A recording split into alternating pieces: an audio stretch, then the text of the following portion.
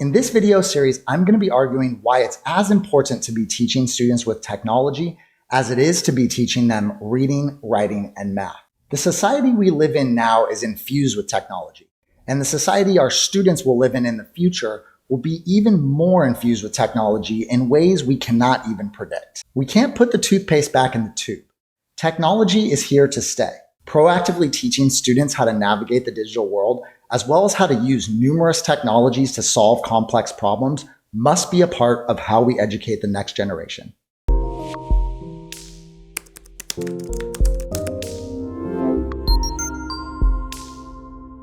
My name is Sam Kary. I've been an educator for the last 10 years, and this is my YouTube channel for the new EdTech classroom. In this video, I'm going to present 10 arguments for why technology is a vital part of education.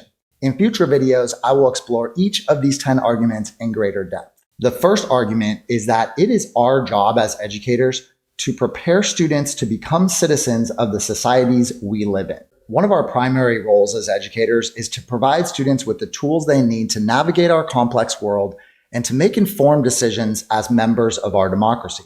There is no question that new technology has brought a wave of new challenges to our society that we now have to deal with. If we as educators are deeply concerned about the spread of misinformation, as well as bullying and trolling on social media sites, we should take it upon ourselves to make sure to educate our students how to positively interact with others online, as well as how to think critically about the information that they find there. We should be teaching students how to determine if material online is reliable, how to recognize digitally altered videos and images, as well as how to be a better digital citizen when interacting with other people online. If we want to help create a better society and a stronger democracy, we need to be teaching our students how to navigate the digital world. My second argument is that it is also our roles as educators to provide students with the skills they will need to be able to get a job. There is no question that work in the future is going to look significantly different than the way it does now. In fact, we're already seeing major changes play out in front of us. Machine automation has already had massive political and economic impacts in our society. Automation will inevitably speed up and is going to change the way that work looks in the future. Right now, the highest paying jobs are given to those who can think critically, creatively, and collaborate with other people. In the future, the reality that those with higher order thinking skills adept in using technology have greater access to jobs will only grow. Of course, using technology to teach higher order thinking isn't the only way to do it, but by not teaching students technology skills in the classroom, we are doing them a disservice to their ability to get a job. My third argument is that we have a widening digital divide, and it is our responsibility as educators to help close it.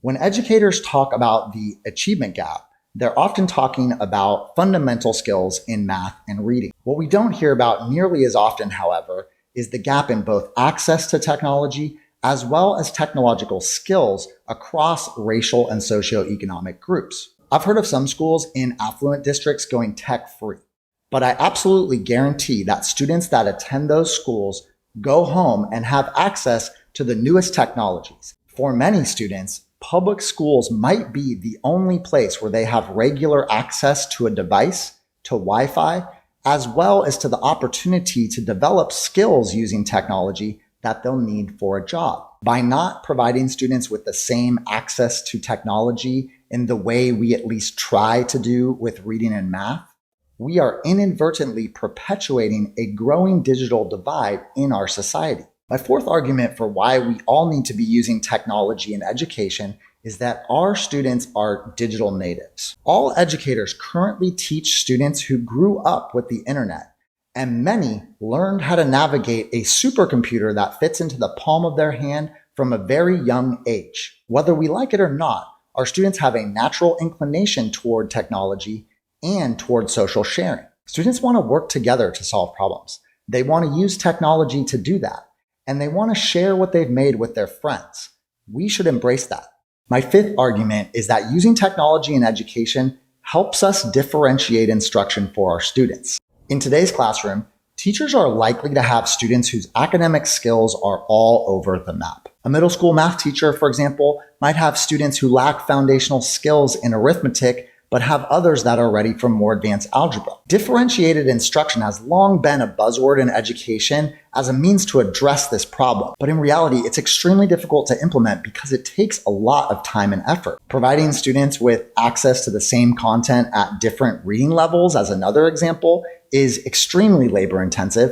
And my guess is that a lot of educators just don't do it. Technology tools that exist right now can make differentiated and personalized instruction a reality. My sixth argument is that technology can help students find their voice. Not all students thrive in a traditional classroom environment. Creative apps that allow students to create digital books, photo journals, videos, audio recordings, and so much more provide students with different opportunities to share their ideas in a way that makes sense to them. I have countless examples of students that are very reluctant to participate in whole group activities, but that thrive when given the opportunity to share their ideas using a technology tool. My seventh argument is that education technology is engaging. If teachers ask students to do worksheets all year, they're likely going to end up with a serious classroom management problem on their hands. At the least, they're going to have students that are bored and likely disengaged from school. Ask students, however, to work in a group to plan,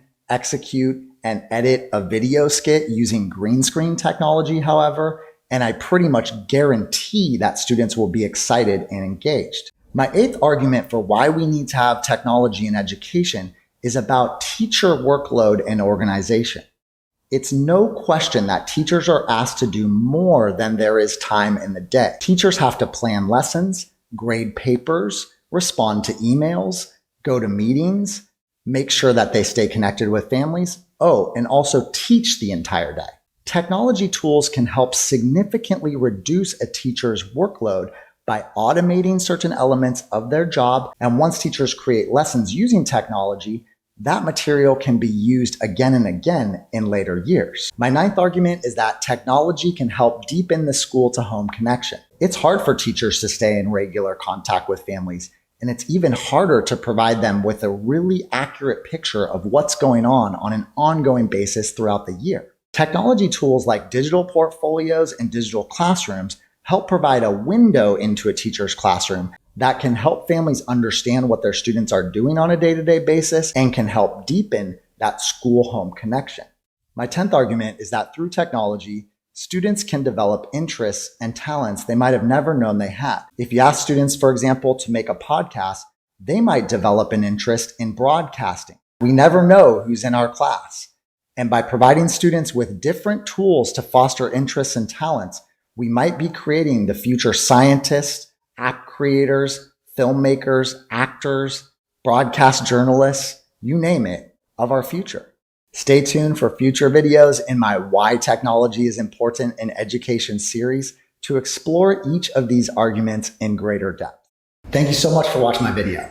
If you found it helpful, please hit the like button. And if you'd like to see more of my education technology tutorials, check out those other videos and subscribe to my channel. Thanks and have a great week.